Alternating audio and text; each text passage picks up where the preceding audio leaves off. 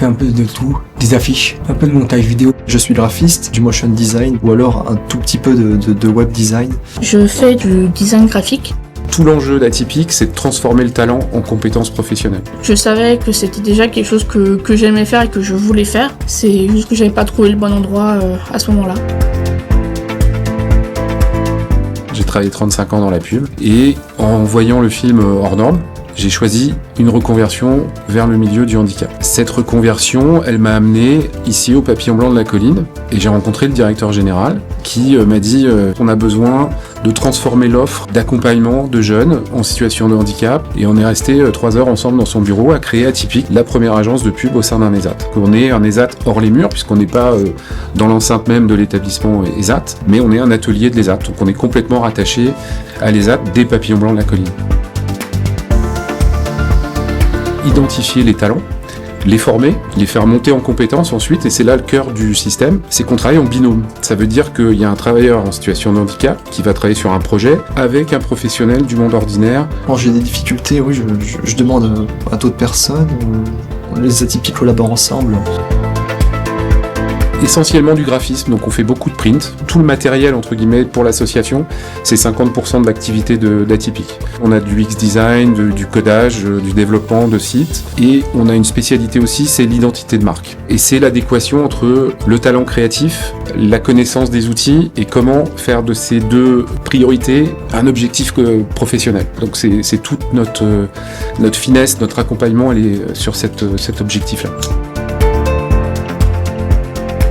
Il y a des ESAT qui ont des ateliers communication, qui font du graphisme, mais ce double axe milieu ordinaire, milieu protégé, je crois qu'on est les seuls à le faire. On est malheureusement encore confronté à des besoins stratégiques. Je suis handicap friendly, on évite ce genre de situation, mais on arrive à avoir des clients qui viennent parce qu'ils reconnaissent notre compétence. Nous, ce qu'on essaie de privilégier avant tout, c'est la qualité de notre travail, la qualité de notre création. Oui, on a chacun notre particularité et c'est cet aspect-là qui peut faire la différence. À aucun moment on bride le créatif. Par exemple, on les a fait travailler 3 créatifs sur le projet du logo de la maison de l'autisme avec un spécialiste du branding. Il a piloté les 3 projets et il a affiné leurs propositions qui, mieux que des autistes, peuvent parler de la maison de l'autisme et leur vision a emporté les membres du jury de façon unanime. Et donc ça a été la première grande fierté. J'ai fait un film, ça mettait en avant les enfants des IME du 92 et avec Cyril. Apparemment c'était un succès. Il faut voir si le client est satisfait et content du résultat, quoi. C'est le plus important. On a travaillé beaucoup avec la ville de Saint-Cloud. On a fait notamment le guide du handicap de la ville. Et puis avec le Carré de Saint-Cloud, on a fait une exposition aussi qui s'appelait Artypique, qui regroupait des œuvres réalisées dans différents établissements de l'association.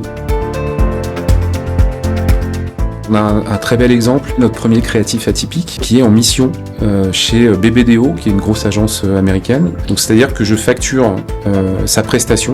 Il s'occupe de faire du motion design sur tous les réseaux sociaux de McDo. Et il s'est rendu indispensable, à tel point qu'on renouvelle son contrat tous les ans. Ma seule réserve, c'est qu'on aimerait bien transformer cette mission en contrat définitif.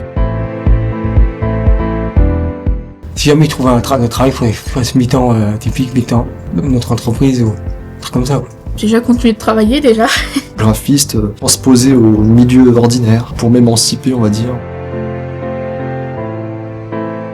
Inclusif. Et atypique. Entraide. La joie, le bonheur des atypiques. Ça, c'est les atypiques qui ont trouvé ce mot. C'est apithique.